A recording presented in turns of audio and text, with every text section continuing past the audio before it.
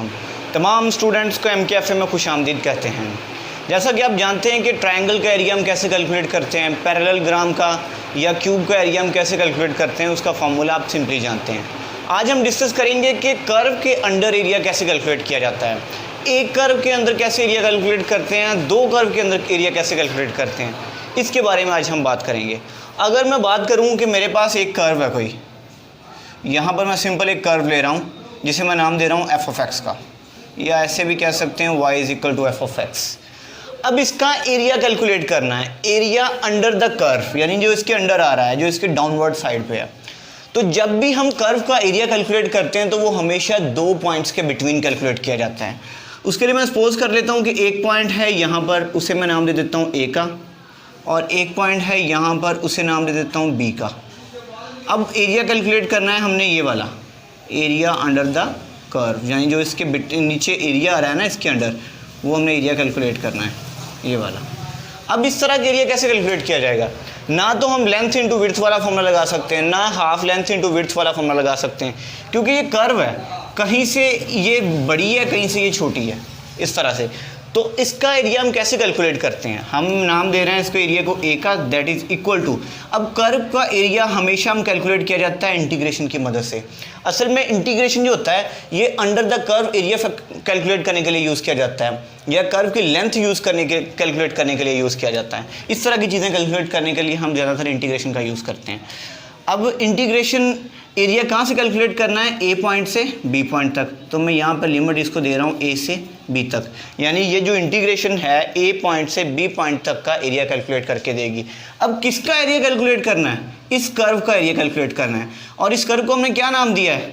f(x) का। यहाँ पे आप y भी लिख सकते हैं, क्योंकि हमने कहा है कि f(x) y के इक्वल है। अब आगे क्या आ जाएगा? dx इंटीग्रेशन का। अब इसको इंटीग्रेट करेंगे, इसे कैलकुलेट करेंगे, तो हमारे पास इसके अंडर जो एरिया होगा वो आ जाएगा। ये तो बात की हमने एक कर्व के लिए। अगर हमारे पास एक से ज़्यादा कर्व्स आ जाएं, फॉर एग्जांपल हमारे पास दो कर्व्स हैं, एक कर्व है जी ये वाली, और एक कर्व है जी ये वाली।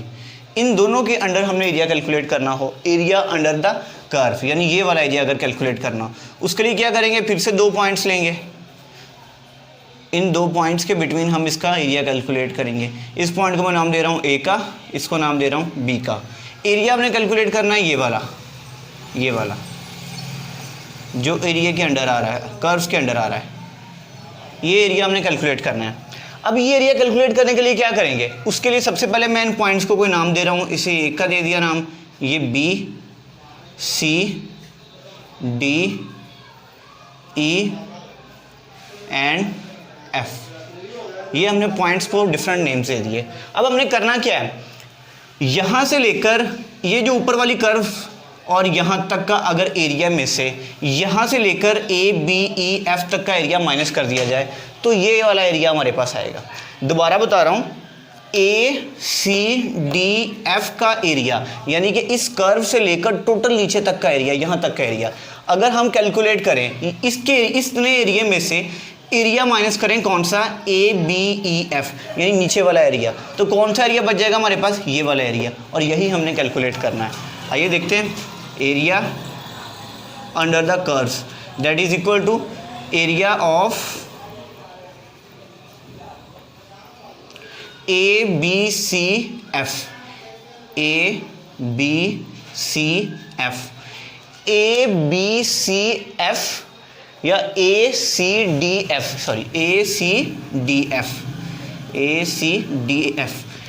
इस एरिया के अंदर से हमने एरिया माइनस करना है ये वाला, यानी वो क्या है? A, B, E, F minus area of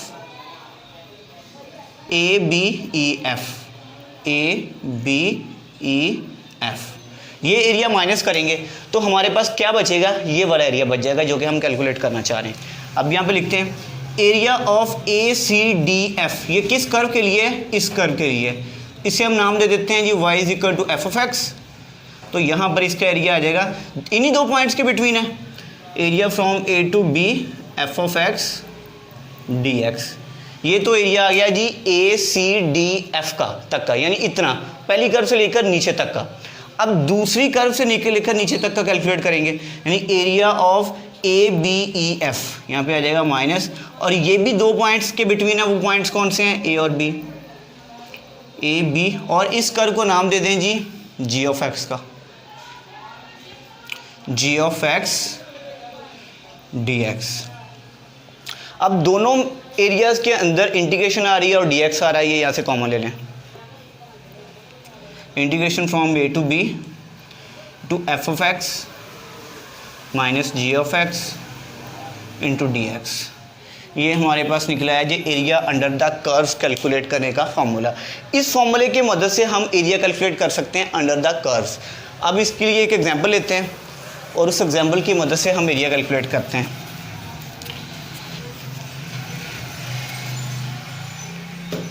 हमारे पास यहाँ पे दो कर्व्स दी गई हैं, एक दी गई है y is equal to X square and एक दी गई है y is equal to under root X.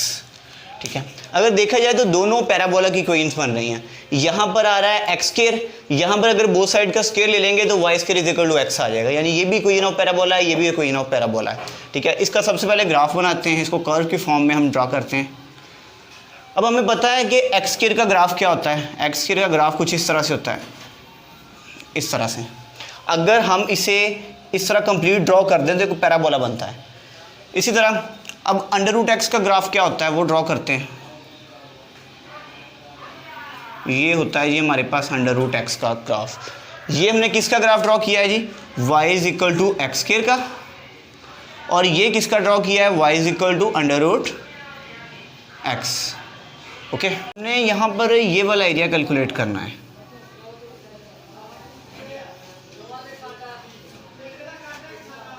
ठीक है, जैसे कि हमने पहले डिस्कस किया था कि एरिया कैलकुलेट करने के लिए दो फिक्स पॉइंट्स का होना ज़रूरी है, जिन पॉइंट्स के बिटवीन हम एरिया कैलकुलेट कर रहे हैं। एक पॉइंट तो ये हो गया, दूसरा पॉइंट हमारे पास क्या हो गया, ये हो गया, जो कि अभी हमें पता नहीं है क्या है। ये तो अंडरस्टूड बात है, ओरिजिन है यहाँ पे, तो ये पॉइंट यहाँ पे क्या होगा, 0 होगा, लेकिन ये भी हमें कैलकुलेट करना होगा, साथ ही ये भी कैलकुलेट करना होगा। अब इन दोनों इक्वेशंस को यूज़ करेंगे ये पॉइंट्स कैलकुलेट करने के लिए। यहाँ पर मैं लिख रहा हूँ बाय 1 and 2, 1 and 2 को यूज़ करते हैं, ये भी y है ये भी y है, इन दोनों को कंपेयर कर लें। जब कंपेयर करेंगे तो क्या बनेगा जी, x square is equal to under root x. अब बोथ साइड्स का स्क्वायर ले लें, ये अंडर रूट कैंसिल करने के लिए स्क्वायर लेंगे तो एक्स स्क्वायर का स्क्वायर कितना हो जाएगा, x4, और इसका स्क्वायर अंडर रूट के साथ कैंसिल। ये x4 अपनी जगह पे, ये x इधर प्लस का इधर आके माइनस का हो जाएगा, दैट इज इक्वल टू 0। यहाँ से x कॉमन ले लें, अंदर क्या बचेगा जी, x cube minus 1 that is equal to 0। अब इन दोनों का प्रोडक्ट 0 के इक्वल आ रहा है, तो हम इसे ऐसे लिख सकते हैं, x को 0 के इक्वल अलग कर लें और एक्स क्यूब माइनस 1 को 0 के इक्वल अलग कर लें। अब यहाँ से एक तो x की वैल्यू निकल आई है 0, यानी 0 से स्टार्ट हो रहा है, इनिशियल पॉइंट कौन सा है इसका, 0 है। अब एंड कहाँ पे हो रहा है, X cube that is equal to 1। ये 1 इस साइड पे माइनस का था, दूसरी साइड पे जाके प्लस का हो गया। बोथ साइड्स का क्यूब रूट ले लें तो ये क्या आ जाएगा, 1 का क्यूब रूट 1 ही आएगा, x इज इक्वल टू 1। यानी लिमिट इसकी कहाँ से शुरू हो रही है, कहाँ पे ख़त्म हो रही है, 0 से शुरू होके 1 के बिटवीन जा रही है। अब हम इसका एरिया इजीली कैलकुलेट कर सकते हैं by using integration. Area that is equal to, जैसे हमने पढ़ा था कि दो कर्व्स के बिटवीन एरिया कैलकुलेट करने का फॉर्मूला होता है जी, f of x minus g of x into d x. अब इन दोनों कर्व में से किसी एक को नाम दे दें एफ ऑफ एक्स का, एक को दे दें जी ऑफ एक्स का।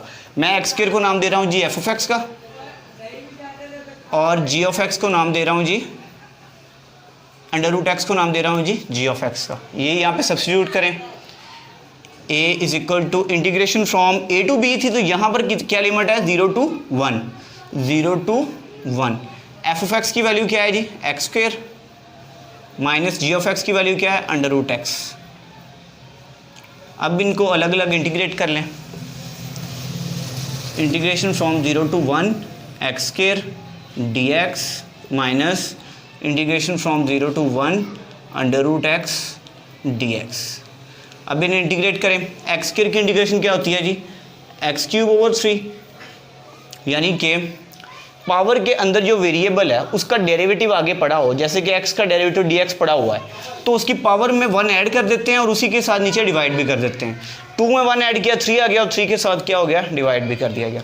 लिमिट क्या है इसकी, 0 से लेकर 1 तक, माइनस x का अंडर रूट मीन्स कि उसकी पावर में 1/2 आ रहा है। जब इसको इंटीग्रेट करेंगे तो उसकी पावर में 1 ऐड हो जाएगा, यानी 1/2 + 1 कितना हो जाएगा, 3/2। इसी तरह ओवर में भी क्या आ जाएगा, 3/2। लिमिट आ गई जी 0 से 1 तक। पहले इसमें हम अपर लिमिट पुट करेंगे। अपर लिमिट क्या है, 1 है। उससे पहले मैं यहाँ पे 1/3 बाहर निकाल रहा हूँ।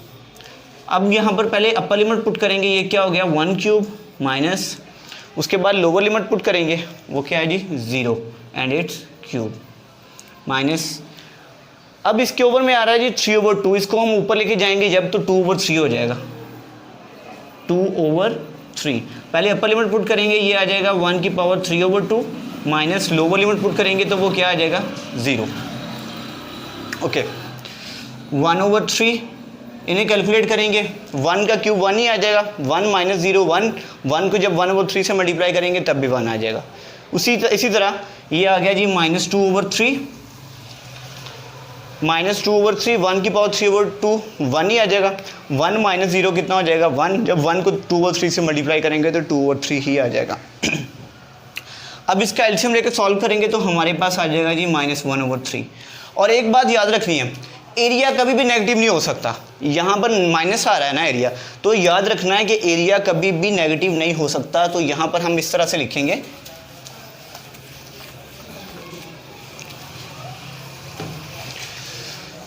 A is equal to -1/3, area is always positive. ठीक है, ये ऐसे नेगेटिव आ क्यों रहा है, नेगेटिव आने की वजह ये है कि यहाँ पर हमने लिया था f(x) को नाम दिया है x² का, g(x) को नाम दिया √x का। अगर आप ऐसा करें, f(x) को नाम दें √x का और g(x) को नाम दें x² का, तब ये पॉजिटिव आएगा। लेकिन अगर आप इस तरह भी नाम दे दें, या इसको g(x) का नाम दें या इसको f(x) का नाम दें, कोई फ़र्क नहीं पड़ता। तो इस तरह अगर हम दूसरा नाम ले लेते, इसको g(x) का दे देते, इसको f(x) का दे देते, तो एरिया पॉजिटिव आना था। हमने उस तरह नहीं दिया, दूसरी तरह नाम दिए तो वो नेगेटिव आया। अगर नेगेटिव भी आ जाए तो कोई इशू नहीं है, यहाँ पर ये लिख देते हैं कि एरिया ऑलवेज पॉजिटिव होता है और वो माइनस का साइन ख़त्म कर देते हैं। ओके, इसी तरह हम नेक्स्ट वीडियो के अंदर डिस्कस करेंगे लेंथ ऑफ द कर्व। ये था area under the curve discuss किया था, नेक्स्ट वीडियो के अंदर हम लेंथ ऑफ द कर्व को डिस्कस करेंगे। खुदा हाफिज़।